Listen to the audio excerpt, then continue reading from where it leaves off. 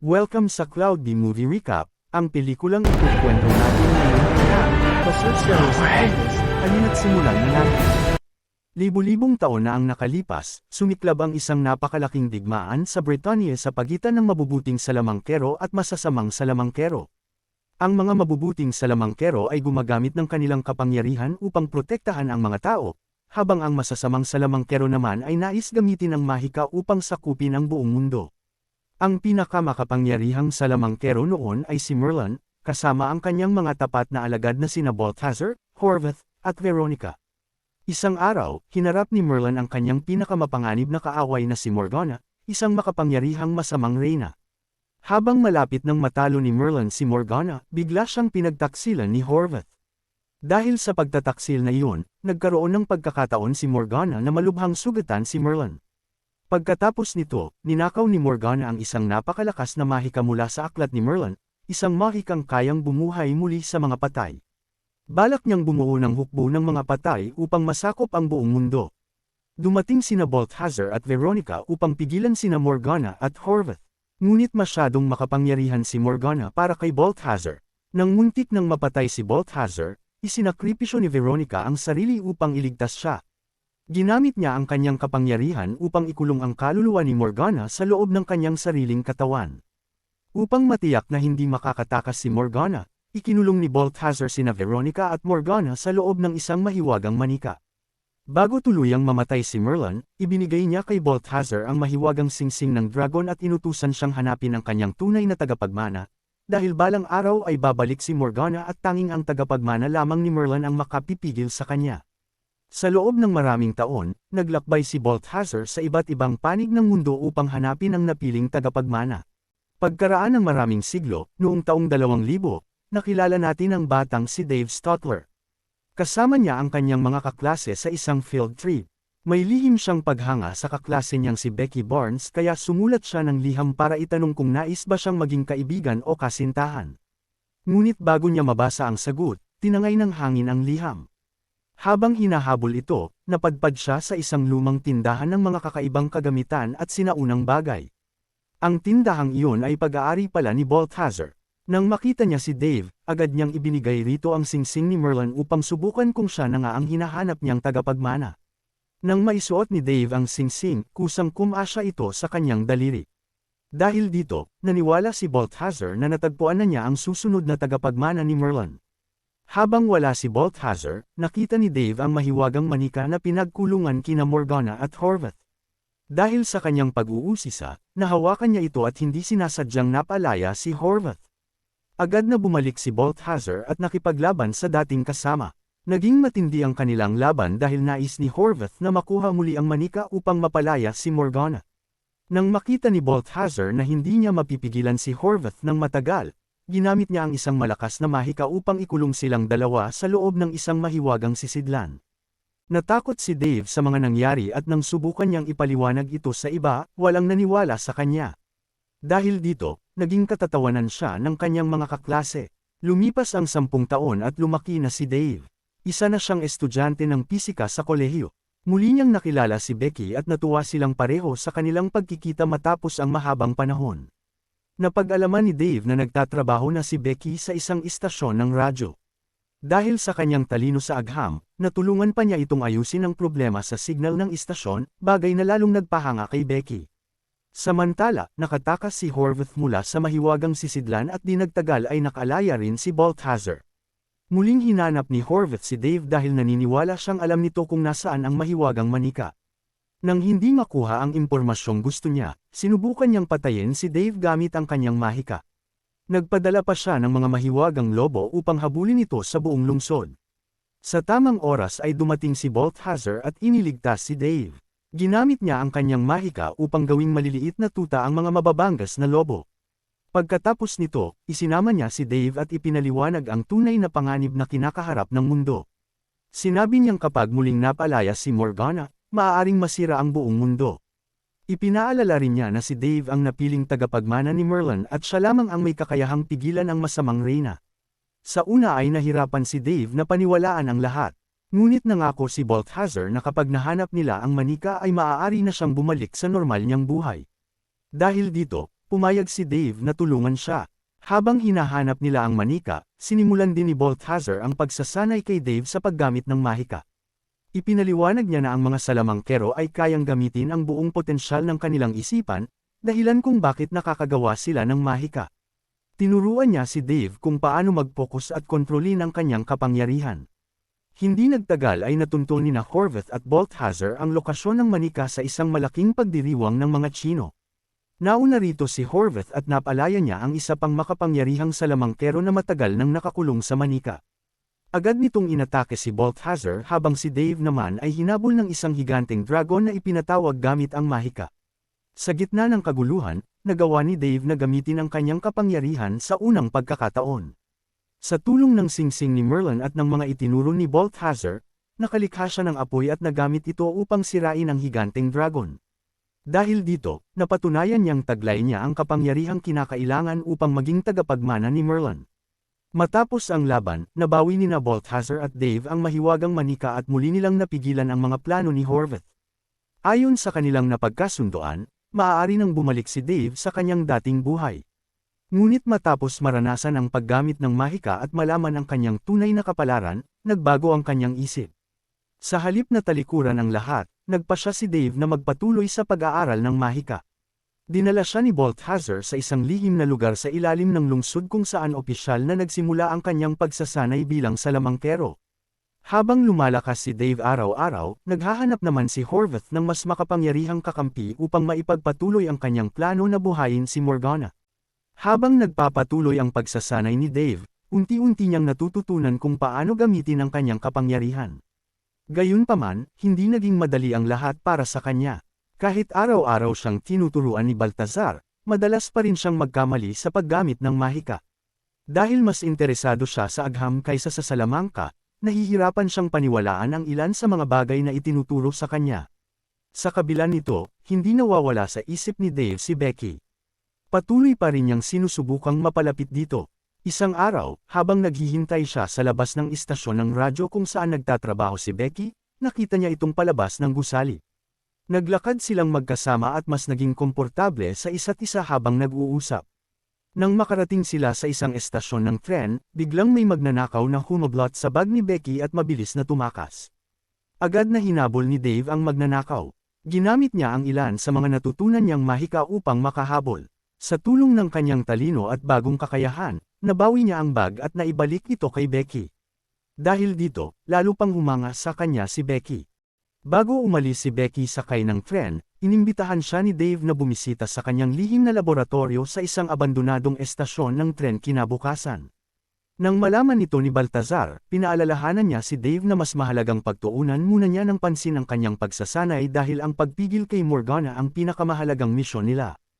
Kinabukasan, dumating si Becky sa lihim na laboratorio ni Dave. Dahil alam ni Balthazar ang nararamdaman ni Dave para rito, hinayaan niya silang magsama. Habang magkasama sina Dave at Becky, naipakita ni Dave ang isa sa kanyang mga proyekto na lumilikha ng mga kidlat na sumasabay sa musika at kumikilos sa mga metal na bagay nang hindi nakakasakit ng tao. Labis itong ikinamangha ni Becky at lalo silang naging malapit sa isa't isa. Samantala, hindi tumitigil si Horvath sa paghahanap ng paraan upang mapalaya si Morgana. Nakipag-alyansa siya kay Drake Stone, isang sikat na salamangkero na kilala sa kanyang mga engrandeng palabas ng mahika. Hindi alam ng karamihan na tunay na salamangkero si Drake at gumagamit lamang ng mga palabas upang itago ang kanyang tunay na kapangyarihan. Si Drake ay katulad ni Dave dahil isa rin siyang tagapagmana ng isang makapangyarihang salamangkero. Isang araw, inihatid ni Dave si Becky sa kanyang yoga class. Habang nasa malapit na banyo si Dave, biglang lumitaw si Drake at hinamon siyang umatake. Gusto ni Drake na subukan kung gaano talaga kalakas si Dave, ngunit bago pa man may seryosong mangyari, dumating si Horvath at inutusan si Drake na magbantay sa labas habang tinatanong niya si Dave tungkol sa mahiwagang nesting doll. Nang tumanggi si Dave na sumagot, sinubukan siyang patayin ni Horvath. Mabuti na lamang at dumating si Balthazar sa tamang oras. Nahuli na niya noon si Drake, at ngayon ay nagsimula na naman ang isa pang mapanganib na labanan sa pagitan nila ni Horvath. Matapos ang isang mabagsik na laban, nagawa ni Balthazar na ikulong si Horvath sa loob ng isang napakalaking salaming kulungan at nakatakas kasama si Dave. Pagbalik nila sa istasyon ng subway, iginiit ni Dave na malaman ang katotohanan dahil may mga bagay na ibinunyag si Horvath na matagal nang inililihim ni Baltazar sa kanya. Sa wakas, sinabi ni Baltazar ang lahat. Ipinaliwanag niya na noon, may 3 alagad si Merlin, sina Veronica, Horvath, at siya mismo. Magkakasama nilang nilabanan ang masasamang salamangkero at pinrotektahan ang mundo laban sa pagkawasak. Ngunit nang maganap ang laban kay Morgana, ipinagkanulo ni Horvath si Merlin, na naging dahilan ng pagkamatay nito.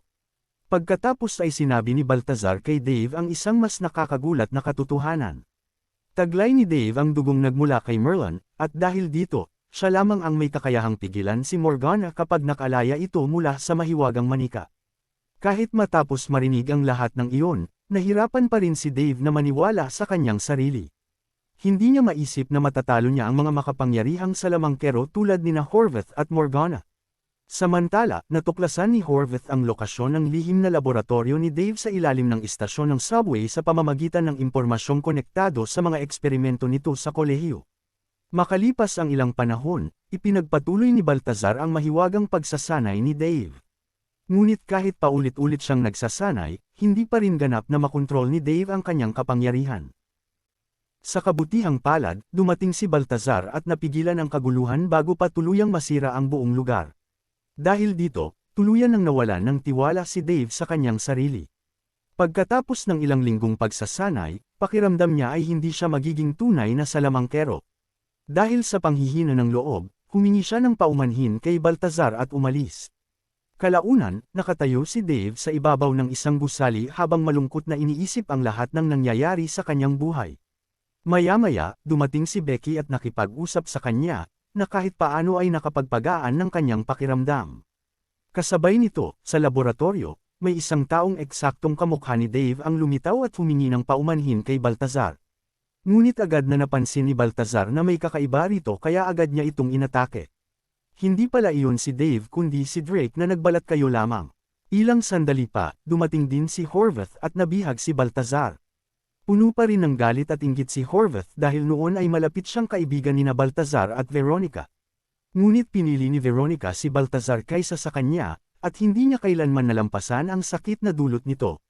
Nakawala si Baltazar at nilabanan sina Horvath at Drake, ngunit hindi niya kayang harapin ang dalawa ng matagal. Nang malapit na siyang mapatay ni Horvath, dumating si Dave at hinarang ang pag-atake, kaya nailigtas ang buhay ni Baltazar. Ngunit sa gitna ng kaguluhan, nakatakas sina Horvath at Drake dala ang mahiwagang nesting doll na kinaroroonan ni Morgana. Nang mapagtanto ito ni Baltazar, agad silang humabol ni Dave. Habang tumatakas sina Horvath at Drake, gumamit si Horvath ng mahika upang gawing magkakaparehong dilaw na taksi ang lahat ng sasakyan sa kalsada. Dahil dito, halos imposibleng malaman kung alin sa mga ito ang kanilang sinasakyan. Nang makita ito, sinabi ni Baltazar kay Dave na gamitin ang kapangyarihan ng singsing na dragon ni Merlin upang ilipat ang nesting doll mula sa malayo.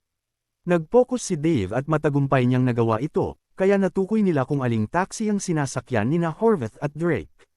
Nang mapagtanto ni Horvath na natuklasan na sila, ginamit niya ang kanyang mahika upang gawing isang napakalakas na supercar ang taxi at mabilis na tumakas sa lungsod. Agad namang ginawang supercar ni Baltazar Blake ang sarili niyang sasakyan at nagsimula ang isang matindi at mahabang habulan sa pagitan nila. Sa gitna ng habulan, ikinulong ni Horvath sina Baltazar at Dave sa isang mundong gawa sa salamin. Ngunit kahit doon, nagawa pa rin nilang makatakas at makabalik sa totoong mundo sa pamamagitan ng pagtalon sa isang bumabagsak na piraso ng salamin. Hindi nagtagal, muli silang inatake ni Horvath gamit ang isang napakalaking truck na halos dumurog sa kanila. Sa kabutihang palad, nakaligtas pa rin sina Dave at Baltazar. Pagsapit ng sandaling iyon, marami ng tao ang nagtipon sa mga kalsada at sinamantala ni Horvath ang kaguluhan upang makatakas kasama si Drake Stone. Habang patuloy na hinahabol ni Baltazar si Horvath, gumamit ito ng mahika sa isang babae at pansamantalang ginawa itong kamukha ni Veronica. Nang makita iyon ni Baltazar, natigilan siya at nalunod sa mga alaala niya tungkol kay Veronica. Dahil sa destruksyong iyon, muling nakatakas si Horvath. Kalaunan, tinanong ni Dave si Baltazar tungkol kay Veronica. Doon ay ikinwento ni Baltazar ang buong katotohanan. Ipinaliwanag niya na mahal nila ang isa't isa. Sa laban-laban kay Morgana, iniligtas ni Veronica ang buhay ni Baltazar sa pamamagitan ng pagkulong sa kaluluwa ni Morgana sa loob ng kanyang sariling katawan. Dahil sa sakripisyong iyon, napilitan si Baltazar na ikulong sina Veronica at Morgana sa loob ng mahiwagang nesting doll. Kahit lumipas na ang napakaraming taon, hindi pa rin nawala ang pananabik ni Baltazar kay Veronica. Sa sumunod na eksena, ipinagkanulo ni Horvath si Drake at pinatay ito upang masipsip ang lahat ng kapangyarihan nitong mahika. Alam niyang kakailanganin niya ng napakalaking lakas upang tuluyang mapalaya si Morgana. Matapos makuha ang kapangyarihan ni Drake, pinalaya rin ni Horvath ang isang masamang mangkukulam mula sa nesting doll. Agad nitong dinukot si Becky Barnes at dinala kay Horvath. Ngunit matapos magawa ang kanyang misyon, pinatay rin siya ni Horvath at inangkin ang kanyang kapangyarihan. Pagkaraan nito, nagtungo sina Dave at Baltazar sa apartment ni Drake upang hulihin si Horvath bago pa mahuli ang lahat. Ngunit nang makapasok sila sa gusali, nagkahiwalay sila habang naghahanap. Sa isang pagkakataon, aksidenteng natapakan ni Baltazar ang isang mahiwagang carpet na bigla siyang hinigop na parang bitag. Samantala, natagpuan naman ni Dave si Horvath, ngunit hawak nito si Becky bilang bihag. Nakipagkasundo si Horvath kay Dave. Kung nais niyang mabuhay si Becky, kailangan niyang ibigay ang singsing na dragon ni Merlin. Ang singsing na iyon ang huling susi upang tuluyang mapalaya si Morgana. Kahit ayaw niya, wala nang ibang pagpipilian si Dave. Para mailigtas si Becky, ibinigay niya ang singsing kay Horvath. Matapos makuha ang singsing, agad na umalis si Horvath. Samantala, nakatakas naman si Baltazar mula sa mahiwagang carpet. Nang malaman niyang ibinigay ni Dave ang singsing kay Horvath, ikinagulat ni Dave na hindi man lamang nagalit si Baltazar. Sa halip, sinabi niya na ganoon din ang gagawin niya kung may taong mahalaga sa kanya na kailangang iligtas. Dahil alam niyang kaunti lamang ang maitutulong ni Dave nang wala ang singsing, mag-isa siyang tumalon mula sa gusali upang harapin sina Horvath at Morgana. Pagkaalis ni Baltazar, sinabi na rin ni Dave kay Becky ang buong katotohanan na isa siyang salamangkero. Matapos ang lahat ng nangyari, nagpasya si Dave na hindi na siya tatakbo pa. Tutulungan niya si Baltazar at pipigilan si Morgana anuman ang mangyari. Una, tumawag si Dave sa kanyang matalik na kaibigan upang humingi ng tulong. Pagkatapos nito, ikinabot niya ang kanyang proyekto sa agham sa kanyang sasakyan, balak na pagsamahin ang agham at mahika laban kay Horvath. Hindi nagtagal, nakita nilang tuluyan ng napalaya ni Horvath si Morgana mula sa mahiwagang nesting doll. Ngunit laking gulat niya nang lumabas si Morgana habang ginagamit pa rin ang katawan ni Veronica. Pagkatapos nito, umakyat si Morgana sa tuktok ng isang napakataas na gusali at nagsimulang bigkasan ang isang nakamamatay na mahika gamit ang mga signal ng satellite upang buhayin ang isang hukbo ng mga patay. Sa mismong sandaling iyon, dumating si Dave. Inutusan niya si Becky na umakyat sa tore at baguhin ang direksyon ng satellite dish upang hindi makumplito ang ritual ni Morgana. Samantala, agad siyang tumungo upang tulungan si Baltazar sa pakikipaglaban kay Horvath. Kasabay nito, itinapon ni Horvath ang nesting doll sa apoy upang tuluyan itong masira. Ngunit palihim na nakuha ni Baltazar ang manika bago ito matupok ng apoy. Dahil dito, nagalit ng gusto si Horvath at agad niyang inatake si Baltazar. Sinubukan ni Baltazar na lumaban ngunit hirap na hirap siyang makasabay dahil naging napakalakas na ni Horvath matapos nitong masipsip ang kapangyarihan ng iba't ibang salamangkero. Ang aparatong nakakabit sa harap ng kanyang sasakyan ay sumipsip ng lahat ng enerhiya ng kidlat ni Horvath. Sinamantala ni Baltazar ang pagkakataong iyon at pinasabog si Horvath palayo. Pagkatapos, biglang lumitaw ang higanteng metal na agila ni Baltazar at dinala palayo ang metal na toro, kaya nailigtas sina Dave at Baltazar. Samantala, ipinagpatuloy ni Morgana ang kanyang madilim na ritual gamit ang mga satellite dish na nasa tuktok ng mga gusali sa lungsod.